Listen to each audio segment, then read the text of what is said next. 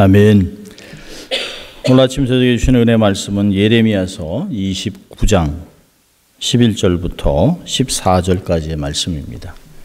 예레미야서 29장 11절부터 14절까지의 말씀입니다. 하나님의 말씀을 봉독해 드립니다. 나 여호와가 말하노라. 너희를 향한 나의 생각은 내가 하나니 재앙이 아니라 곧 평안이요 너희 장래에 소망을 주려 하는 생각이라. 너희는 내게 부르짖으며 와서 내게 기도하면 내가 너희를 들을 것이요 너희가 전심으로 나를 찾고 찾으면 나를 만나리라. 나 여호와가 말하노라. 내가 너희에게 만나지겠고 너희를 포로된 중에서 다시 돌아오게 하되 내가 쫓아보내었던 열방과 모든 곳에서 모아 사로잡혀 떠나게 하던 본 곳으로 돌아오게 하리라. 여호와의 말이니라 하셨느니라. 아멘. 좋은 주일입니다. 여러분 또 우리 양손을 좀 가슴에 얹고 우리가 한번 두 번 같이 믿음으로 외쳐봅니다. 나는 하나님의 특별한 사랑을 받은 사람입니다. 두 번 합니다. 나는 하나님의 특별한 사랑을 받은 사람입니다. 나는 하나님의 특별한 사랑을 받은 사람입니다. 믿습니까 여러분?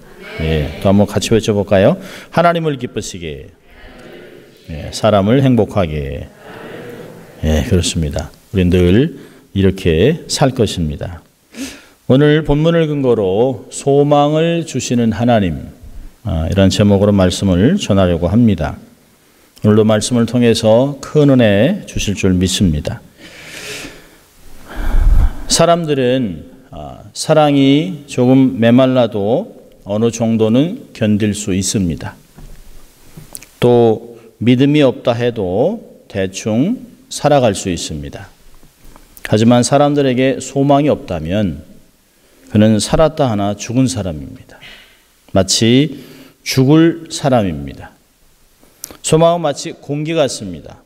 그래서 우리가 어릴 때는 느끼지 못한 것 같지만 공기가 사라지면 곧 질식하는 것 같이 소망이 끊어지면 이 땅의 삶을 살아갈 이유가 없게 되는 것이지요.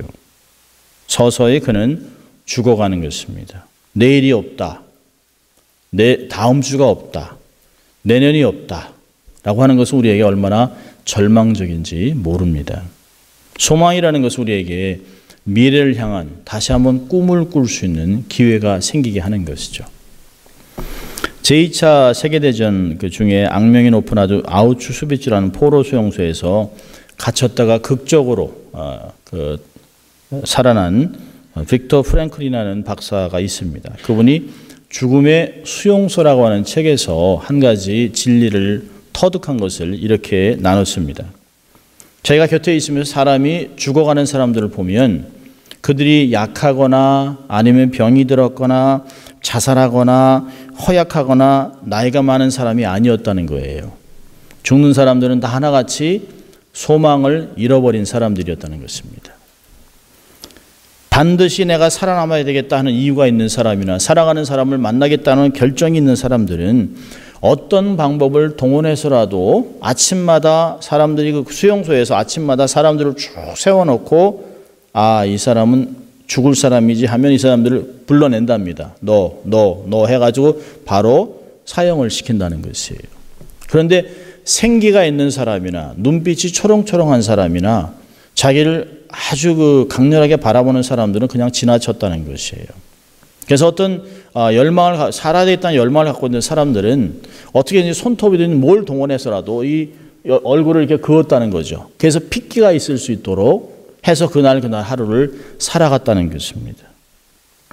그래서 살아야 할 소망을 끝까지 포기하지 않은 사람은 결국 다 남더라는 것입니다. 철학자 킬케고르는 절망은 우리를 죽음으로 내모는 무서운 질병이라고 했습니다. 오래전에 읽었던 단테가 쓴 신곡이라는 신곡에서 지옥문 앞에 이런 문구가 있습니다. 지옥의 문을 들어가는 사람은 소망을 영원히 버릴지어다. 지옥에 들어가는 사람이야 소망이 더 이상 없죠. 소망이 있을 수가 없죠.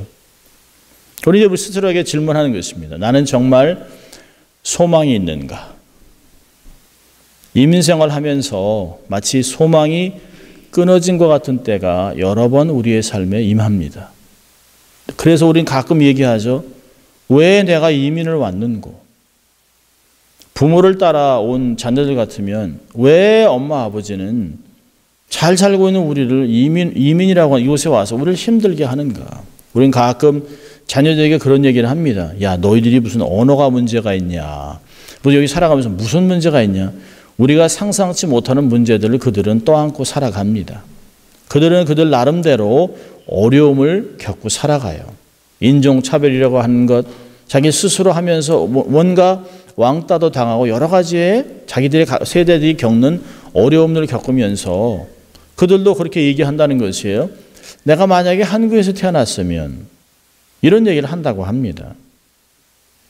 나는 정말 내 자신에게 소망이 있는가? 우리의 자녀를 보고 소망이 있는가? 우리의 가정을 보면서 소망이 있는가? 또 우리 이렇게 모여 있으면서 정말 우리 교회는 소망이 있는 겁니까? 라고 질문을 스스로 할 수 있어요. 몸된 교회에 정말 소망이 있는가? 소망이 있습니다. 왜냐하면 하나님의 주권을 믿기 때문에 소망이 있는 것입니다. 우리가 너무 힘이 들고 너무 지쳐서 어떻게 감당할지 모르는 그런 세월을 지났습니다. 근데 그때 하나님 우리에게 날마다 우리의 짐을 지시는 주 곧 우리의 구원이신 하나님을 찬송할지로다 라고 하는 시편 68편 19절이 생각나면서 하나님이 그렇게 하셨어요. 우리는 스스로 하나님이 이거 우리가 이렇게 져야 합니까? 정말 우리가 감당 못합니다라고 하지만 어느 한순간 하나님이 지고 가시는 것을 보게 됩니다. 그리고 우리의 불평이 얼마나 쓸데없는 것이었는가를 다시 돌아봅니다. 근데 우리는 영적인 망각 증상이 있어요. 그래서 금방 또 잊어버리고 그랬나? 라고 하고 살아갑니다. 여러분, 우리가 갖고 있는 소망의 근거는 뭘까요? 우리가 소망의 하나님라고 얘기하지만 우리가 갖고 있는 소망의 근거는 뭐냐면 바로 하나님의 성품 때문에 그렇습니다. 로마서 15장 13절을 보면 소망의 하나님이 모든 기쁨과 평강을 믿음 안에서 너에게 충만하게 하사 성령의 능력으로 소망이 넘치게 하시기를 원하노라. 하나님이 바로 그분이 소망의 하나님이세요. 저주의 하나님이나 심판의 하나님이 아닌 우리에게 소망의 하나님으로 다가오신다는 것이에요. 그래서 성령 충만을 통해서 우리의 삶에 거침없이 넘쳐나게 소망이 계속해서 부글부글 끓어올 수 있도록 넘치도록 하시는 분이 하나님이라는 것입니다. 데살로니가 후서 2장 16절을 보면 우리 주 예수 그리스도와 우리를 사랑하시고 영원한 위로와 좋은 소망을 은혜로 주신 우리 하나님 우리 아버지, 그냥 소망이 아니에요. 좋은 소망을 영원한 위로와 함께 은혜 가운데, 우리가 얻으려고 애써서 얻는 것이 아니라 은혜 가운데 우리에게 주시는 하나님이라고 이야기하고 있습니다. 하나님 우리의 삶에 소망을 심어 놓으셨어요. 여러분, 아브라함이 전혀 아들 생각하지 않았습니다. 우리 가정엔 자녀가 없나 봐. 그리고 살아가면서 그 당시에 고대 근동의 문화인 자기의 노비 중에 한 사람을 자기의 후계자로 삼으려고 했습니다. 75세, 이젠 적당히 살았습니다. 재산도 많습니다. 그 땅에 거의 지주같이 삶을 살아갑니다. 유지예요. 그게 하나님이 찾아오셔서 얘기하시면 그 땅을 떠나라고 얘기하면서 내가 내게 아들을 주겠다고 얘기했습니다. 그 세월이 25년이라는 세월이 지납니다. 하나님이 그를 25년 동안 그냥 두신 것이 아니에요. 시간마다 한 번씩 찾아오셔서 넌 내 앞에서 똑바로 살아라, 경건하게 살아라 라고 많은 얘기를 하세요. 그리고 하늘을 보아라, 저 수많은 별들이 너를 아버지라 부를 것이라 라고 얘기를 합니다. 의학적으로는 도저히 불가능한 일을 약속하셨어요. 그리고 하나님이 이루셨습니다. 여러분, 우리의 절망적인 순간에서도 하나님이 우리의 마음에 소망을 심어 놓으셨습니다. 소망의 씨앗은 결코 죽지 않습니다. 하나님이 우리의 마음에 심어놓은 소망은 하나님이 책임지시기 때문에 그 소망이 결코 없어지지 않는다는 것이에요. 감동으로 계속 말씀으로 절망적인 순간에서도 말씀으로 성령의 감동으로 이 소망을 끊임없이 심어놓으신 좋으신 하나님. 너무너무 좋으신 하나님이에요. 우리가 세상을 살아가면서 힘들까 봐 오히려 우리보다 소망을 잃을까 봐 노심초사하시는 하나님 아버지. 얼마나 좋은 분인지 모릅니다. 우리가 고난 중에 낙심하고 어깨를 쭉 늘어뜨리고 바닥을 보며 절망할까 봐. 여러분, 사람이 마음이 상하면 생각과 시야가 좁아집니다. 하늘이 안 보여요. 문제가 너무 커집니다. 크게 보입니다. 똑같은 문제인데 하나님 바라보지 못하고 문제를 보니까 문제가 너무 큰 것이에요. 무한한 하나님의 능력을 보지 못하게 됩니다. 여러분, 이럴 때는 문제에서 눈을 돌려야 합니다.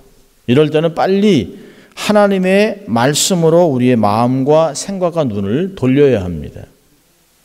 그래서 시편 기자는 62편 5절에 이렇게 얘기합니다.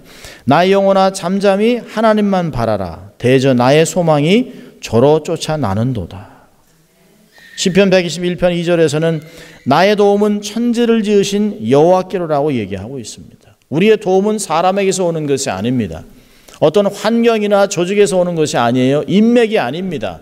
우리의 소망은 천지를 지으신 창조주 하나님께로부터 온다고 하는 것입니다. 이 하나님은 성품이 변하지 않습니다. 또 우리를 끝까지 인도하실 것이에요. 히브리서 6장 18절은 하나님은 거짓말을 하실 수 없는 이 두 가지 변치 못할 사실을 인하여 앞에 있는 소망을 얻으려고 피하여 가는 우리로 큰 위로를 받게 하십니다. 소망을 얻으러 오는 자들을 하나님이 결코 막지 않으신다는 것이에요. 우리의 소망은 하나님, 그분의 성품에 근거하고 있습니다. 자, 두 번째로는요, 우리의 소망은 하나님의 전능하심에 근거하고 있습니다. 예레미야 32장 7절에 보니까 주 여호와 주께서 큰 능과 드신 팔로 천지를 지으셨사오니 주에게는 능치 못할 일이 없으시니이다. 하나님이 아브라함에게도 했어요. 여호와께 능치 못할 일이 있겠느냐? 없다는 것이에요. 하나님이 전지전능하세요. 무소부지하다는 말씀이 우리의 삶에 얼마나 큰 소망이 되는지 모릅니다. 하나님께는 못할 일이 없습니다. Anything, everything is possible for God. Nothing is impossible for God. 하나님께는 불가능이라는 게 없어요. 상황에 영향받지 않습니다. 여러분, 우리를 가장 사랑하는 부모님 또 스승도 상황에 영향을 받으면 우리와 함께하지도 못하고 또 약속을 지킬 수 없어요. 지키지 못하게 될 때가 많이 있습니다. 왜? 우리의 연약함 때문에. 근데 우리의 부족함에 하나님의 무한대가 더해지면 우리는 어떤 일도 능히 감당할 수 있습니다. 하나님의 전능하심이 우리와 함께하느냐가 문제지 우리에게 달려있는 것입니다. 하나님은 변하지 않습니다. 하나님은 환경에 의해서 좌지우지하지 않습니다. 하나님 환경을 통치하시는 분이에요. 문제는 우리가 하나님과 함께 동행하느냐 안 하느냐에 있다는 것입니다. 세 번째로는 우리의 소망의 근거는 우리의 삶에 나타나는 구원의 역사 때문에 그렇습니다. 구원의 역사에 근거합니다. 이제까지 불순종한 백성들도 참아주시고 결국은 약속으로 인도하셨던, 약속의 땅으로 인도하셨던 자비의 긍휼의 하나님. 여러분, 성경 전체의 역사를 보면 그 하나님의 구원의 역사가 우리의 삶에 계속해서 적용이 되고 있다는 것이에요. 나를 향한 하나님의 뜻을 반드시 이루실 구원의 하나님. 우리와 관계된 모든 것을 완전케 하실 하나님이라고 시편 138편 8절은 이야기합니다. 생각만 해도 가슴이 벅차요. 내가 무엇이 관데 하나님이 나랑 관계된 것을 복되게 하실 거냐는 것이에요. 내가 하나님께 드린다고 하고 약속하고 헌신했다가 못 드린 것이 얼마나 많은데, 하나님께 뭘 하겠다고 해놓고 못 드린 것이 얼마나 많은지 모릅니다. 어떤 분들은 그런 얘기합니다. 하나님의 마음은 아마 이렇게 열면 고목나무같이 새카맣게 타 있을 거라는 것이에요. 밤낮 매년 하나님 앞에, 하나님은 우리가 늘 하나님 바람 맞는 분입니다. 하나님, 제가 올해는 성경을 몇 번 읽어드리겠습니다. 매번 하나님께 온전한 예배를 드리겠습니다. 주님께서 기다리고 있는데 안 나타납니다. 그런데 하나님은 원망하지 않습니다. 하나님의 약속을 보세요. 하나님이 하신 일들을 보세요. 성부 하나님이 만세전에 우리를 그리스도 안에서 선택해 놓으셨어요. 택하셨어요. 2000년 전에 성자 하나님께서 십자가에서 우리를 대속해 돌아가시면서 구원을 이루셨습니다. 더 이상 제사를 드릴 필요가 없어요. 짐승을 드릴 필요가 없어요. 성령 하나님이 때가 돼서 하나님의 때가 돼서 우리에게 믿음을 주셔서 반응해서 구원을 얻게 합니다. 그 동일한 성령 하나님이 우리의 마음에 인쳐서 사단이 머리털 상하지 못하도록 지켜주시고 계세요.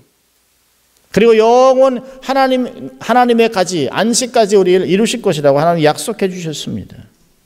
그 성령의 하나님의 인치심이 세상의 환난을 이기고 이 세상을 능히 이길 수 있도록 믿음을 주신다고 약속하고 있어요. 여러분, 내 구원은, 나 한 사람의 구원은 성부, 성자, 성령 삼위일체 하나님의 합작품입니다. 얼마나 놀랍습니까? 우리가 얼마나 귀한 존재인지 깨달아야 합니다. 세상에서 내가 가진 것 많지 아니하고 아는 것 많지 않고 우리가 건강하지 않아도 우리의 삶 자체는 성부, 성자, 성령의 최대의 관심을 갖고 있는 것이에요. 할렐루야. 얼마나 놀랍습니까? 이게 우리의 소망의 근거가 되는 것이에요. 여러분, 성경이 하나님이 주시는 우리 소망이 주시는 유익은 뭘까요? 하나님이 우리에게 소망을 주실 때 우리의 삶에 어떤 결과가 나타나요? 첫째로는 견고합니다. 흔들리지 않습니다. 히브리서 6장 19절 보니까 우리가 이 소망이 있는 것은 영혼의 닷 같아서 튼튼하고 견고하여 휘장 안에 들어간다. 여러분, 닷의 역할이 뭘까요? 배가 항구에 안전하게 정박하게 해주는 것이에요. 닷을 내리지 않는다면, 닷이 없다면 배는 풍랑에 의해서 쓸려 내려가는 것이죠. 여러분, 우리 인생도 마찬가지죠. 그런 영혼의 닷이 없다면, 소망의 닷이 없다면 인생은 좌충우돌할 것이에요. 방향을 잃을 것이에요. 충돌해서 파손할지도 모릅니다. 인생은 방황하게 되어 있습니다. 두 번째로 소망이 주는 유익은 우리의 삶에 즐거움을 이룬다는 것이에요. 잠언서 10장 28절 보니까 의인의 소망은 즐거움을 이룬다 얘기하고 있습니다. 소망이 있는 삶은 주의 뜻을 이루는 삶이에요. 그래서 데살로니가 전서에서는 항상 기뻐하고 쉬지 말고 기도하고 범사에 감사하라 라고 하면서 이것을 하나님의 뜻을 이루는 방법이라고 얘기하고 있습니다. 현재의 어려움을 능히 극복할 수 있는 것은 우리에게 소망이 있기 때문에 그렇습니다. 아이들이 가끔 그런 얘기를 해요. 대학교를 졸업하고 나니까 고등학교 공부는 아무것도 아니라는 거예요. 그 대학에서 공부하고 있는 막내를 보고서 이건 아무것도 아니라는 거죠. 그러니까 결국 올챙이 시절 모르는 거예요. 근데 얼마큼은 철이 드는 거죠. 이러이러한 고생은 좋은 결과를 위해서 하는 것이에요. 즐거운 고생이 되는 것이죠. 좋은 결과를 얻을 것이기 때문에 지금 고난을 능히 견딜 수 있다는 것이에요.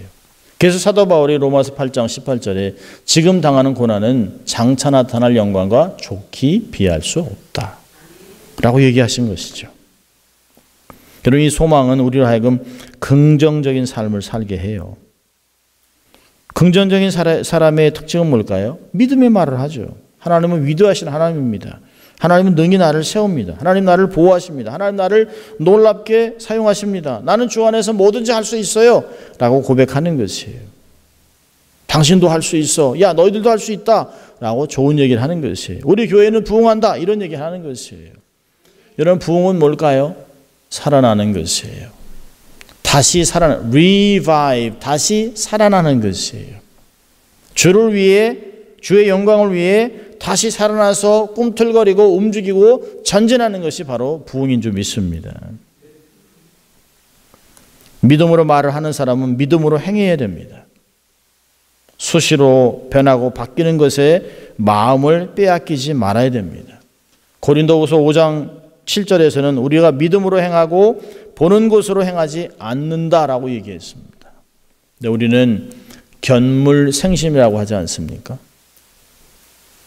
평상시엔 그렇지 않다가 보면 마음이 변해요. 그게 사람입니다. 우리가 목사요, 선교사요, 장로요, 권사요, 집사요, 직분을 갖고 삶을 살아가지만 역시 속물이라 어찌할 수 없다는 것이에요. 보는 것에 집중하면 영원한 것을 잊어버리게 됩니다. 우리는 스스로 눈, 귀, 오감을 성령의 통제함을 받고 살아야 믿음의 삶을 살아갈 수 있게 되는 것입니다. 자, 그렇다면 이렇게 소망은 어디서 오고 소망이 우리에게 주는 유익이 있다면 우리는 어떻게 하면 계속적으로 소망의 하나님부터 소망을 계속해서 누리고 살아갈 수 있을까요? 자, 오늘 본문을 보면 첫째로 지속적인 소망을 경험하고 살려면 하나님을 절대적으로 신뢰해야 됩니다. 말씀하시는 하나님을 신뢰해야 합니다. 11절에 나 여호와가 말하노라, 14절에 나 여호와가 말하노라, 11절부터 14절까지 주체는 다 하나님입니다. 나 여호와가 말하노라, 너희를 향한 나의 생각은 내가 하나니 재앙이 아니라 곧 평안이요 너희 장래에 소망을 주려는 생각이라. 여기 세 가지를 주시겠다고 얘기하셨어요. 평안, 장래, 미래. 그러니까 평안, 미래, 소망 이 세 가지를 주는 것이에요. 하나님이 정확히 말씀하시는 거예요. 나의 삶은, 우리의 삶은 하나님의 계획 속에 있다는 것이에요. 하나님이 너무 잘 알고 있다는 게 너를 향한 많은 계획들 너는 모르지만, 세상은 모르지만, 영적인 지도자 너희 부모도 모르지만 나는 알고 있다는 것이에요. 왜요? 너의 삶은 내 계획이었기 때문에, 이 땅에 태어난 것도 나의 주권적으로 너를 이 땅에 태어나게 했기 때문에 이 모든 계획을, 너를 향한 계획을 내가 알고 있다라고 얘기하는 것이에요. 세상의 가시적인 것, 시간이 지나면 사라지는 인맥이나 명예나 재물에 마음을 두지 말라고 디모데전서는 6장 17절에 얘기합니다. 여러분, 시편 기자가 이렇게 고백을 합니다. 시편 71편 5절에 주 여호와 주는 나의 소망이시요 나의 어릴 때부터 의지시라. 이 고백이 우리의 고백이 되어야 합니다.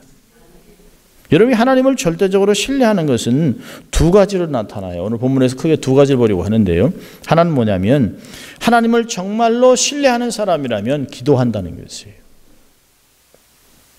하나님을 신뢰하는 자는 기도합니다. 하나님을 전적으로 믿는다고 마냥 가만히 있는 것이 아니에요.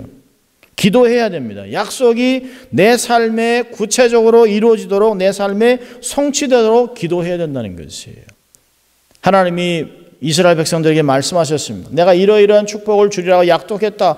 그럼에도 불구하고 이것이 다 이루어지겠지만 그럼에도 불구하고 너희들은 이렇게 되기를 내게 기도해야 할지니라. 오늘 본문에서 얘기하잖아요. 부르짖으라.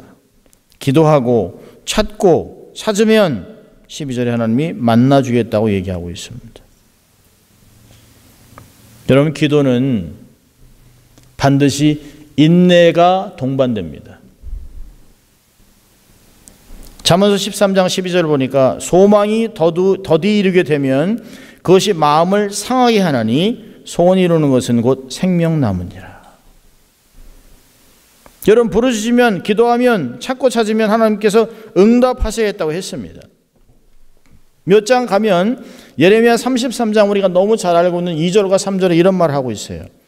이를 행하는 여호와, 그것을 지어 성취하는 여호와, 그 이름을 여호와라는 자가 이같이 이르노라. 너는 내게 부르짖으라. 내가 내게 응답하겠고 내가 알지 못하는 크고 비밀한 일을 내게 보이리라. 자, 그런데 하나님은 여기서 한 가지를 빼놓으셨어요. 언제, 때가 빠져 있습니다. 하나님이 시간을 얘기하지 않으셔서 시와 때는 아버지께 속한 것이라. 분명히 하나님이 약속하셨어요. 주겠다고 약속하셨습니다. 응답하겠다고 얘기하셨습니다. 여러분, 우리가 기도하면서 낙심하는 이유가 뭘까요? 오늘 아주 제일 중요한 파트입니다. 우리가 기도하고 말씀을 신뢰한다고 하면서 지속적으로 기도하면서 낙심하는 이유가 뭘까요? 내 방식대로 내 때로 응답이 안 된다는 거예요. 오늘 응답이 돼야죠. 다음 달 말고. 속은 타는데 지금 며칠밖에 남지 않았는데 하나님 어떻게 해주셔야죠. 그래도 안 되면 이게 한 번, 두 번 해서 계속해서 번복해서 안 되면 마음이 상한다는 것이에요.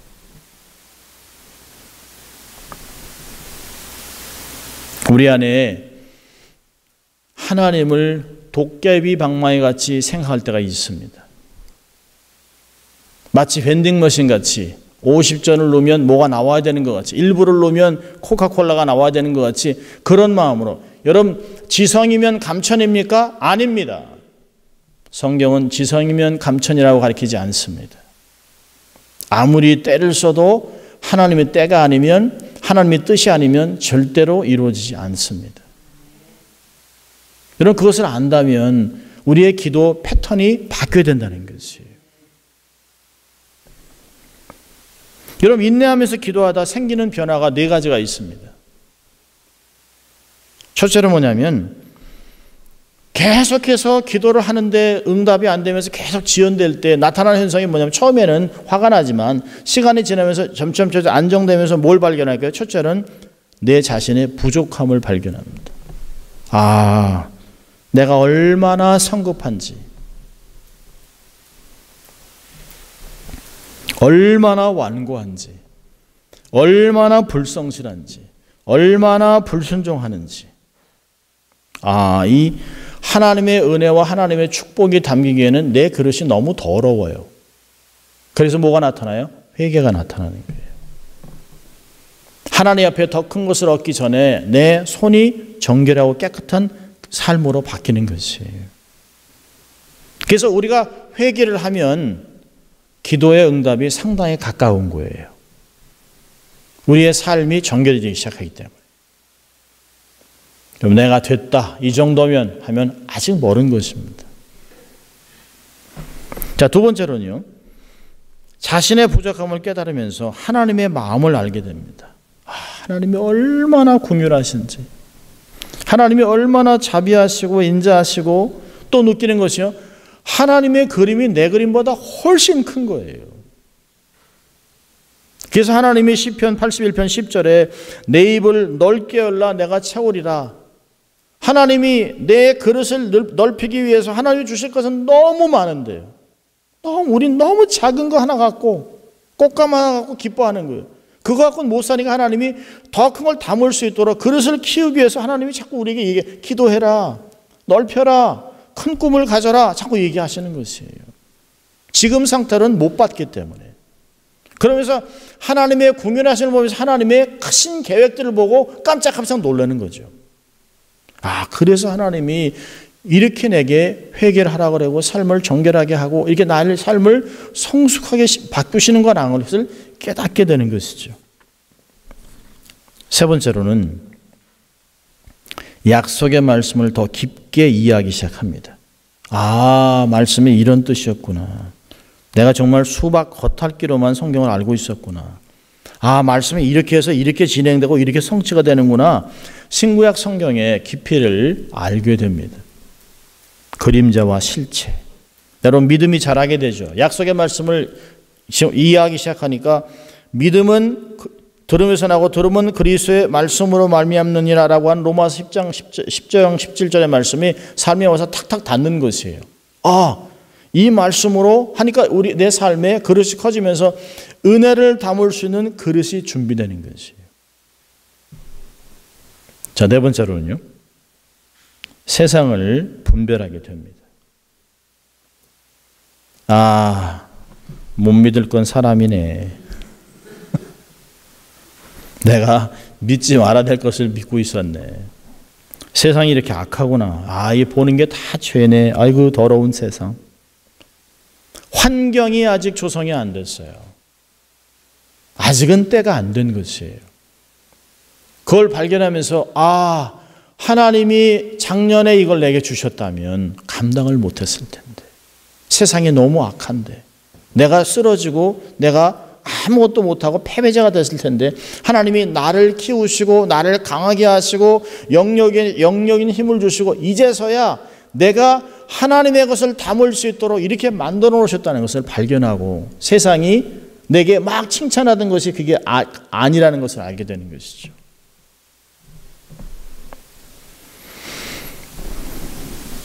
히브리서 10장 36절에서는 이렇게 얘기합니다. 너희에게 인내가 필요함은 너희가 하나님의 뜻을 행한 후에 약속을 받기 위함이라.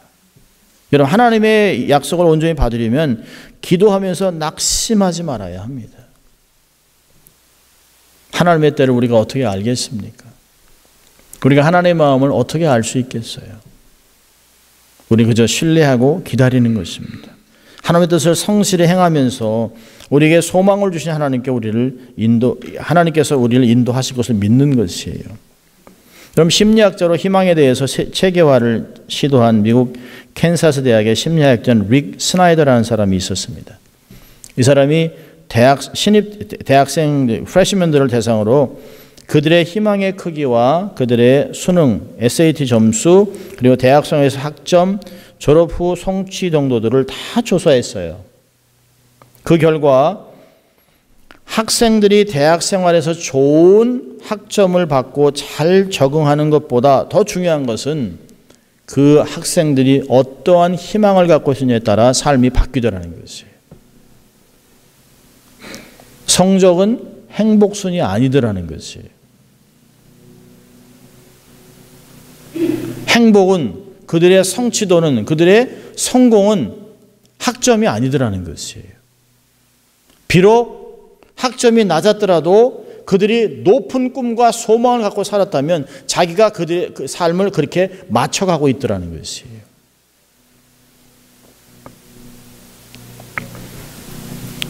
희망을 가지고 있던 사람들이 졸업 후 더 많이 성취하는 것으로 나타났습니다.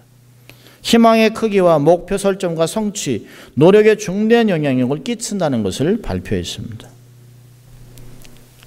아프리카의 수바이처 박사는 이렇게 얘기했습니다. 성공의 비결은 소망을 잃지 않는 데 있다. 삼중고를 겪었던 헬렌 켈러는 참된 소망은 모든 일을 가능케 한다. 여러분, 건강한 사람이 얘기한 것이 아니에요. 보지 못하고 듣지 못하고 말하지 못하는 삼중고의 고통을 당하고 있었던 헬렌 켈러가 그렇게 얘기한 것입니다. 희망만 있다면 모든 일은 가능합니다. 시편 146편 5절에 이런 말을 합니다. 야곱의 하나님으로 자기 도움을 삼으며 여호와 자기 하나님에게 그 소망을 두는 자는 복이 있도다.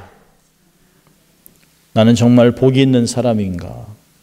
내가 정말 소망의 하나님께 우리가 희망을 두고 은혜의 닷줄을 두고 그분으로부터 오는 은혜를 계속 받고 있다면 세상에서는 어떤 신분이든 상관없이 나는 복된 사람이라고 성경은 이야기하고 있습니다.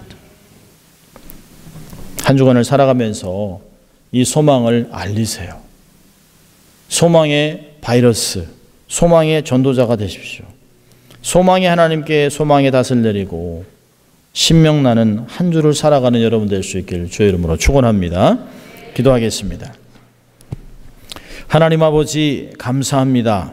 오늘도 하나님 저희를 주일 예배로 부르시고 말씀을 통해 다시 한번 우리의 마음을 다지고 믿음을 주께 두게 하시고 소망을 가지고 살아갈 수 있도록 도전하신 주님 감사합니다. 한 주간도 소망의 하나님과 동행하여 세상에 소망을 나눠주고 살아가는 축복의 통로가 될 수 있도록 하나님 인도하여 주시옵소서. 감사하고 예수님 이름으로 기도합니다. 아멘. 이제 다 일어나